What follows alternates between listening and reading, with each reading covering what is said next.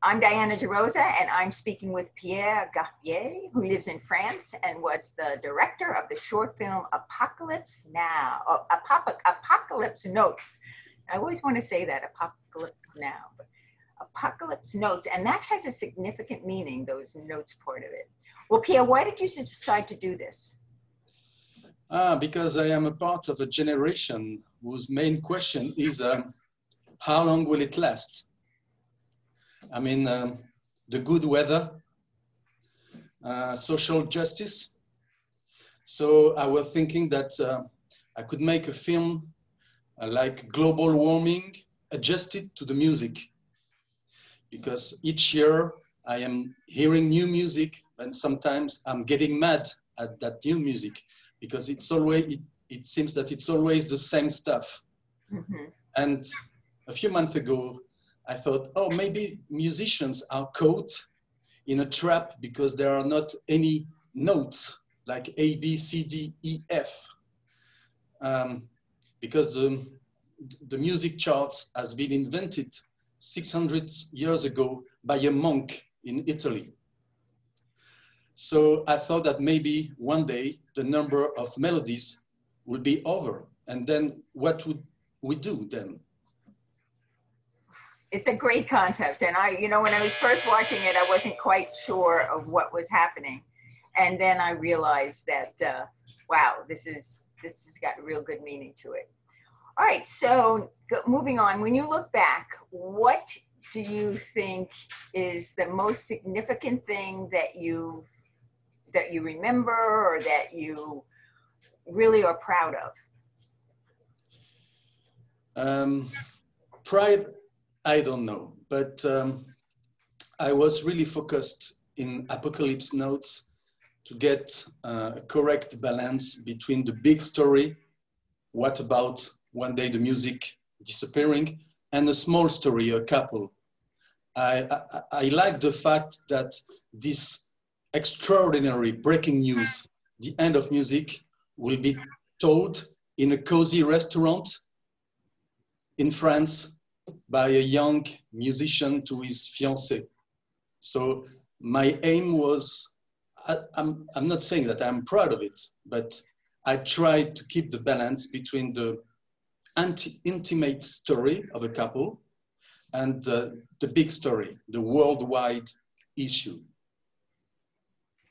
Okay, so now that was your goal. What are you hoping that, I should say that's what you really stands out for you, but what are you hoping that the people in the audience take away from this? That's a good question. I wouldn't say to people, don't make silly music because you could waste good music instead. I wouldn't say that, but I like it in cinema when in a few minutes you can build a little fable without being too patronizing. And you say to people, okay, it's good to make music.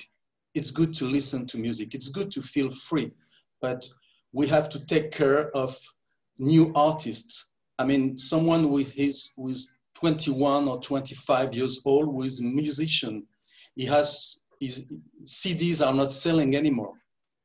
So he has to make concerts being on big platform like Apple Music or stuff like that. And it's really fragile when you're an artist today in music. Your fate is really fragile.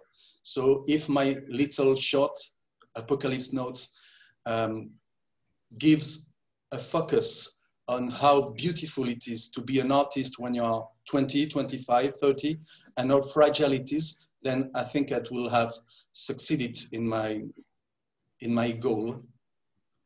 I love that answer. That is so true. And that's exactly what I hope that people think when they are leaving and talking about this film. Well, I want to thank you, Pierre, very much for joining me today. And if you have any last minute words you'd like to say to the people that are watching us now. Yeah, it's my first festival for that film. I've been to the US 2 years ago for another film. And when I discovered that Tryon is the birthplace of Nina Simone, the singer, Nina Simone was born in Tryon.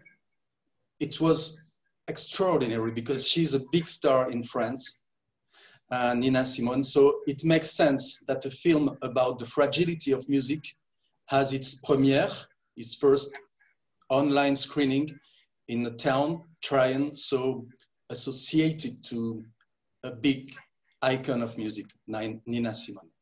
Wow, that's fabulous. Well, I want to thank you, Pierre, for joining me and for your great short film, Apocalypse Notes. It was a pleasure.